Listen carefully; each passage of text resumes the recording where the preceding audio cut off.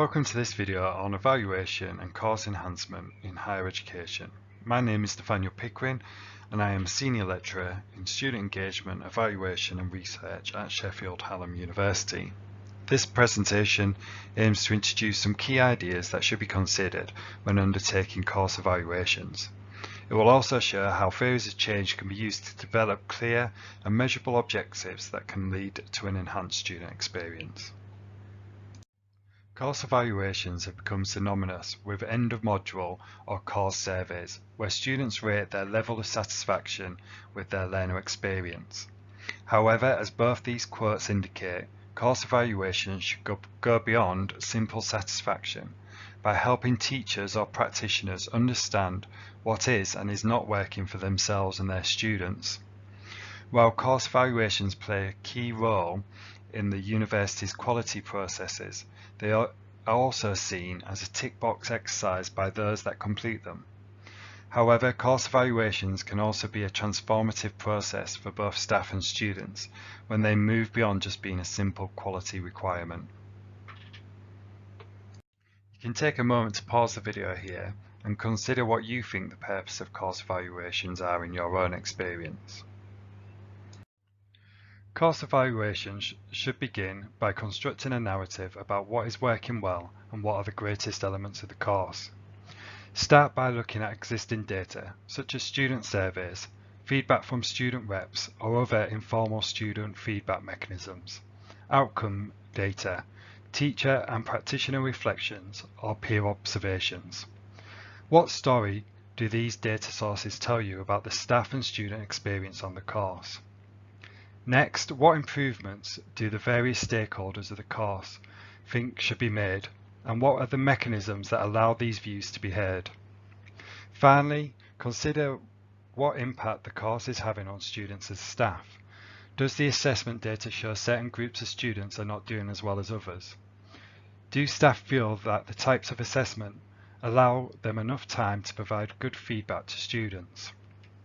All of this should provide evidence for informed change.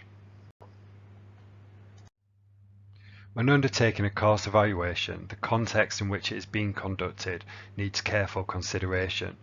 There may be a number of external factors that impact on what changes can be implemented or are appropriate given the professional or external requirements of the course. While courses often operate as separate entities within organisations, they are also part of a larger university that may be implementing initiatives to enhance the whole student experience. At Sheffield Hallam University, we are currently implementing the Hallam Model, a curriculum design framework that supports staff in designing a unique student experience and will help the university achieve its mission of becoming the leading applied university. The Hallam Model consists of 4 principles: engage, challenge, collaborate, and thrive. For staff undertaking course evaluations at Sheffield Hallam, they need to map any changes to the 4 elements of the model. Course evaluations should also consider the views of the wider student body when considering any changes. For example, student unions have been campaigning for academics to decolonise their curriculum. How could you respond to this? Finally, evaluations should also consider the needs and development of staff and how these can be supported. Central to any successful course change is the involvement of students. Students need to be engaged with as key stakeholders in the evaluative process. You will also need to consider how to collaborate with students not only in the design of the curriculum, but by defining how impact and success will be measured as well. This type of collaboration goes well beyond the normal student surveys. You might want to watch our other videos on evaluating the student learner experience for some ideas of how you might go about this. When you are implementing any changes on your course, you should think carefully about what that change is and what impact you should expect as a consequence. You can use theory of change diagrams such as the one shown here to plan out what that change is and what you can expect to happen. In her work on student engagement and evaluation, Liz Thomas presents a logic chain which can be easily adapted to understand the theory of change you want to take place and how you can deliver and measure that change.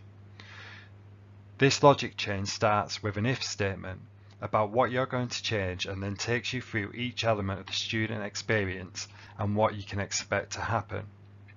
So, for example, your course data shows evidence that marginalized groups do not feel fully represented in the curriculum. You begin to think about how this situation can be changed. If the curriculum is decolonized and is more inclusive, then marginalized students will feel represented and participate fully. Then their experience will improve as the curriculum becomes more inclusive. Then there'll be increased benefits for all students as the academic community is strengthened and belonging increases. Then with increased belonging, students are more likely to stay and complete their studies and reach their full potential, which then has long-term impact on graduate outcomes and makes students more aware of the importance of diversity and inclusion. These last three stages of the logic chain can be easily measured against existing data sources and student feedback. It can also be easily mapped against the Hallam Model.